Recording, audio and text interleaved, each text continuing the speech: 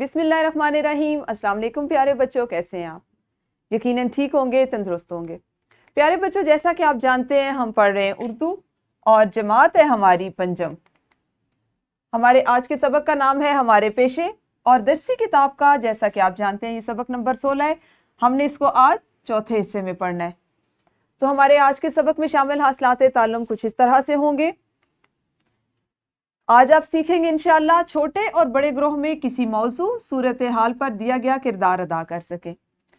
عددی ترتیب 18واں، 18ویں، 19واں، 19ویں وغیرہ کو جملوں میں استعمال کر سکیں۔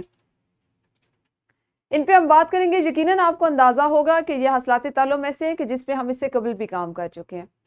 مزید آج اس کو سبق کی ذیل میں دیکھیں گے، کچھ اور سرگرمیاں کریں گے، لیکن ہمیشہ کی طرح سب سے پہلے اسلامی نقطۂ نظر پر بات کیے لیتے ہیں۔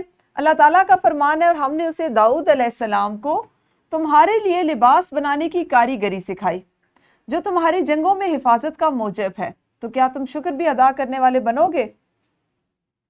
یعنی اس میں آپ دیکھیں کہ ہم نے جیسے پڑھا کہ مختلف جو انبیاء ہیں ان کو کوئی نہ کوئی پیشہ دیا گیا، یا انہوں نے کوئی نہ کوئی پیشہ اپنایا۔ اس کا مقصد کیا تھا؟ اگر وہ چاہتے تو اللہ تعالیٰ کی نعمتیں ان کے لیے تھی، بنائی گئی تھی، اور وہ ان نعمتوں سے بھرپور فائدہ اٹھا سکتے تھے، لیکن انہوں نے اپنے ارد گرد جو جن لوگوں کی اصلاح کے لیے، جنہیں دین کی تعلیم دینے کے لیے وہ آئے تھے، انہوں نے ان کے لیے ایک مثال قائم کرنے کے لیے مخصوص پیشے جو تھے وہ اپنائے۔ کل ہم نے پڑھا تھا کہ ہمارے کل کے سبق کا اسلامی نقطۂ نظر تھا کہ تمام جو پیغمبر ہیں انہوں نے گلہ بانی کا پیشہ اپنایا ہے۔ اس کا مقصد کیا ہے کہ عام لوگ یہ نہ سمجھیں کہ کوئی پیشہ بہت اچھا ہے اور کوئی بہت کمتر ہے، بلکہ حلال روزی کمانے کے لیے، حلال رزق کمانے کے لیے جائز کام اور جو ہنر ہے اس کو اپنانا، اس کو سیکھنا اور اس کو کرنا ضروری ہے۔ تو یہاں پہ جو آج آپ کو ایک حوالہ دیا جا رہا ہے وہ حضرت داؤد علیہ السلام کا ہے، اور حضرت داؤد علیہ السلام نے کپڑے بنانے کا یا لباس بنانے کی کاریگری سیکھی، اور وہ لباس اگر آپ غور کریں تو جنگوں میں حفاظت کے لیے بنایا گیا تھا۔ تو یہ کیا تھا؟ اس میں کئی مقاصد تھے۔ ایک تو یہ کہ پیشوں کا جو ایک تقدس ہے وہ بتایا جائے، دوسرا یہ کہ نئی سے نئی چیزیں جو ہیں وہ لوگوں کے سامنے لائی جائیں، اور لوگ ان کو بعد میں آنے والی زندگی میں اس سے ماحول اور حالات کے مطابق اس میں تبدیلی کریں، لیکن ان کے پاس ایک بنیاد موجود ہو۔ تو یہ تمام چیزیں اللہ نے اپنے انبیاء، اپنے پیغمبروں، نبیوں کے ذریعے سے ہمیں سکھائی ہیں۔ ہم جلدی سے کریں گے دہرائی، اور آپ کے لیے چند جملے ہیں، آپ نے ان جملوں کی اصلاح کرنی ہے۔ اب یہاں پہ سب سے پہلا جملہ گزارش ہے کہ میری عرضی منظور کی جائے۔ املا کی درستگی پر توجہ دو۔ برائے مہربانی میری بات دھیان سے سنو۔ بد اخلاقی پڑھے لکھوں کا وتیرہ نہیں ہوتا۔ چودھری صاحب بڑے نیک آدمی ہیں۔ ہر جملے میں ایک ایک غلطی موجود ہے، آپ نے اس غلطی کی نشاندہی کرنی ہے، اس کا انتخاب کرنا ہے، اور اس کے بعد اپنی معلمہ کو بتانا ہے اور اس کی اصلاح بھی کرنی ہے کہ غلطی کی نشاندہی تو آپ نے کر لی، اس کی اصلاح آپ کس طرح سے کریں گے۔ تو ویڈیو کو یہیں پہ روکیے اور دہرائی کیجیے۔ یقیناً آپ سب نے دہرائی کر لی ہوگی۔ پڑھنے سے پہلے کی ایک سرگرمی ہے، ہم پہلے اس کو بھی کر لیتے ہیں۔ آپ کے لیے آج ایک تصویر منتخب کی گئی ہے۔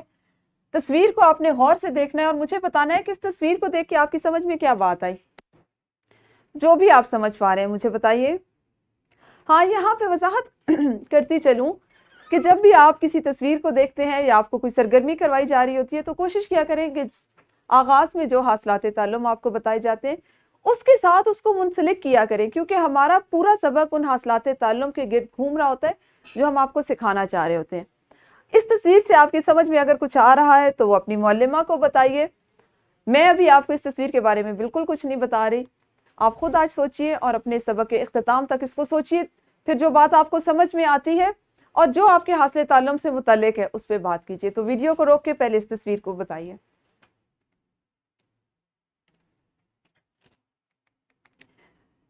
آج ہم نے جو کام اپنے سبق میں کرنا ہے وہ کچھ اس طرح سے ہوگا کہ آج آپ عددی ترتیب کو سمجھنے اور استعمال کرنے کے ساتھ ساتھ کسی مشترکہ سرگرمی میں دیا گیا کردار احسن طریقے سے ادا کرنا سیکھیں گے۔ سرگرمیاں جیسے آپ جماعت میں کرتے ہیں اس میں آپ گروہی سرگرمیاں کرتی ہیں۔ اب گروہ میں ہر بچے کو، ہر طالب علم کو ایک ایک الگ سے کردار یا کوئی ایک ذمہ داری دی جاتی ہے۔ تو آج آپ اس میں مہارت حاصل کریں گے، آپ کی صلاحیت میں اضافہ ہوگا کہ اگر آپ کو کوئی کردار دیا جائے، اور وہ آپ نے گروہ کی صورت میں کرنا ہو تو آپ اس کو کس طرح سے سر انجام دے سکتے ہیں. اگر آپ کو کوئی ذمہ داری دی جائے تو آپ اس کو کس طرح سے ادا کر سکتے ہیں. یہی ہمارا آج کرنے کا کام ہوگا اور اس کے لیے ہم نے مختلف سرگرمیاں جو ہیں وہ ترتیب دے رکھی ہیں. سب سے پہلے آپ کو بتاتی چلوں کہ کسی گروہ میں کام کرنے کا مطلب ہے کسی بڑی ذمہ داری کو مل جل کر پورا کرنا. اب ہم دیکھتے ہیں کہ مل جل کر کام کرنے کے بہت سے فائدے ہیں. کسی ایک شخص پر کام کا سارا بوجھ نہیں پڑتا، سب سے پہلا فائدہ. اسی لیے ہم جماعت میں آپ کو گروہی سرگرمیاں کرواتے ہیں تاکہ آپ کو اندازہ ہو کہ عملی زندگی میں بھی ایک کام جو آپ اکیلے کرتے ہیں اور وہ کام جو آپ گروہ کی صورت میں اپنے ساتھیوں کے ساتھ مل کر کرتے ہیں اس میں کیا فرق ہے، کون کون سے بنیادی فرق ہیں یا فائدے ہیں جو آپ حاصل کر سکتے ہیں. ایک دوسرے کی مدد کرنے کا سلیقہ آ جاتا ہے، خود غرضی نہیں آپ میں آتی، وقت کی بچت ہوتی ہے. آپ خود سوچئے کہ آپ نے ایک کام اکیلے اگر کرنا ہے اور اس کو آپ 6 گھنٹوں میں کرتے ہیں، لیکن اگر آپ 6 ساتھی مل کے کریں گے تو ہو سکتا ہے آپ اس کو 1 گھنٹے سے بھی کم وقت میں کر لیں، کیونکہ کام تقسیم ہو گیا ہے، آپ کی سوچ بدل گئی ہے، آپ اس بوجھ یا الجھن کی کیفیت سے نکل جاتے ہیں. اسی طرح سے صبر اور برداشت بڑھتی ہے. بعض اوقات ایسا بھی ہوتا ہے گروہی کام کرتے ہوئے کہ آپ کا جو ساتھی ہے وہ آپ کا ہم خیال نہیں ہوتا، آپ کی رائے آپ رائے میں اس سے متفق نہیں ہوتے ہیں. لیکن کیا ہوتا ہے، چونکہ آپ گروہ میں کام کر رہے ہوتے ہیں، گروہ میں کام کرنے کا یہ ایک بنیادی اصول ہوتا ہے کہ آپ نے دوسروں کی رائے کو اہمیت دینی ہے، سننا ہے اور اس کو جس حد تک ممکن ہو اس پہ عمل بھی کرنا ہے. اگر آپ ایسا کریں گے تو کوئی آپ کی رائے کا احترام کرے گا. تو اس سے صبر اور برداشت بڑھتی ہے اور سب ایک جیسی محنت کرتے ہیں. گروہی کام اسی وقت مکمل ہوتا ہے کہ جس وقت اس میں سارے برابر کی محنت کریں. چھوٹی سی مثال دیتی ہوں، آپ نے جیسے آپ دوستوں کے ساتھ مل کے سیر کرنے جاتے ہیں تو آپ لوگ وہاں پہ یہ فیصلہ کرتے ہیں کہ 2 دوست جو ہیں وہ لکڑیاں جمع کر کے لائیں گے، باقی کے جو 2 دوست ہیں وہ سبزی کاٹیں گے اور وہاں پہ چولہے کے لیے جگہ بنائیں گے. اب اگر 2 دوست جو لکڑیاں جمع کر کے لائیں وہ اپنا کام کر لائیں اور 2 دوست محنت جنہوں نے کرنی ہے، جنہوں نے چولہے کی جگہ بنانی ہے، کھانے کی تیاری کرنی ہے، وہ نہیں کریں گے تو کیا ان کی محنت برابر ہوگی؟ یقیناً نہیں. اور کیا مقررہ وقت میں ان کا کام خوش اسلوبی سے انجام پائے گا؟ بالکل بھی نہیں. اور ایسی صورت میں کیا ہوگا کہ جھگڑے کی سی کیفیت پیدا ہوگی. کسی ایک فرد کو ضرورت سے زیادہ مشقت نہیں کرنی پڑتی. تو یہ گروہی کام کرنے کے کچھ فائدے ہیں. اب آ جاتے ہیں جی ہم واپس اپنی تصویر پہ. اگر تو آپ میں سے کسی نے اس تصویر کو صحیح سے پہچان لیا ہے تو بہت اچھی بات ہے، نہیں پہچان سکے تو میں آپ کو بتاتی چلوں کہ ہم نے اس تصویر کا انتخاب کیا تھا عددی ترتیب کے لیے. اگر آپ غور کریں تو ایک جانور کے پیچھے دوسرا، دوسرے کے پیچھے تیسرا، پھر چوتھا اور پھر 5واں چھٹا ہے. ایسے ہی ہے نا؟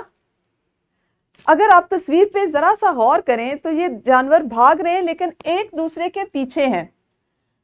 پہلا ہاتھی ہے، دوسرا زیبرا ہے، تیسرا زرافہ ہے، چوتھا جو ہے وہ شیر ہے یا چیتا ہے اور 5واں جو ہے وہ گھوڑا اور بھالو ہے.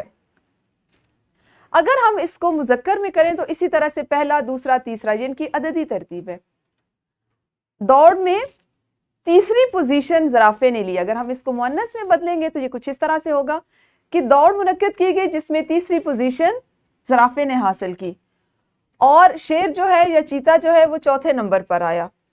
زیبرا بہت محنت کر رہا تھا، بہت تیزی سے بھاگ رہا تھا، اس کے باوجود وہ دوسرے نمبر سے آگے نہ جا سکا.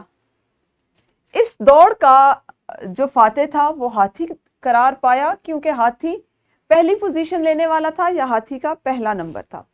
اس طرح آپ عددی ترتیب کو مذکر اور مؤنث میں استعمال کر سکتے ہیں. ٹھیک ہے، اب آج کی چیزیں جس میں آپ نے گروہ میں کام کرنا اور عددی ترتیب کے بارے میں دوبارہ سے سیکھا، اس کی دہرائی کی.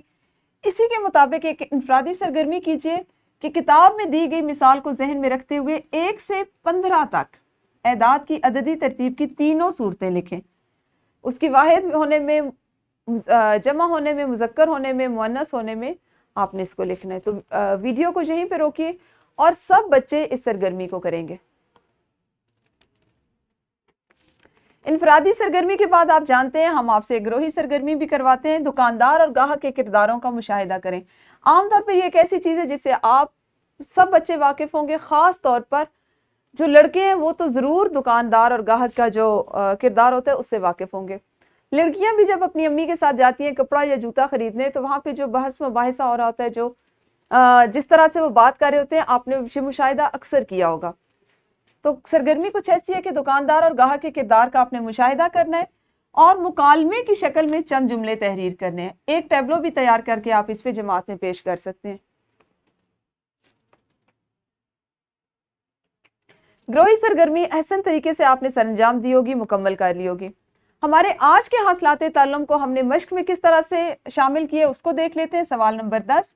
عددی ترتیب پہلا پہلی پہلے، دوسرا دوسری دوسرے، تیسرا تیسری تیسرے، چوتھا چوتھی چوتھے، پانچواں پانچویں پانچویں. اس کو آپ نے جملوں میں استعمال کرنا ہے. کاپی پر آپ لکھیں گے اس عددی ترتیب کو اور ہر ایک کے سامنے اس کا متعلقہ جملہ لکھیں گے. یہ آپ کی مشق کا سوال ہے جس کو آپ نے ابھی جماعت میں مکمل کرنا ہے. گھر کے کام میں آج شامل کیا گیا ہے. سبق میں دیے گئے پیشوں کو ملا کر ایک چھوٹا سا ڈرامہ لکھیں. آپ نے سارے پیشے ان کو سوچنا ہے، ان پہ بات کرنی ہے اور اس کو ایک ڈرامے کی شکل دے کر ایک ڈرامے کی صورت میں لکھنا ہے.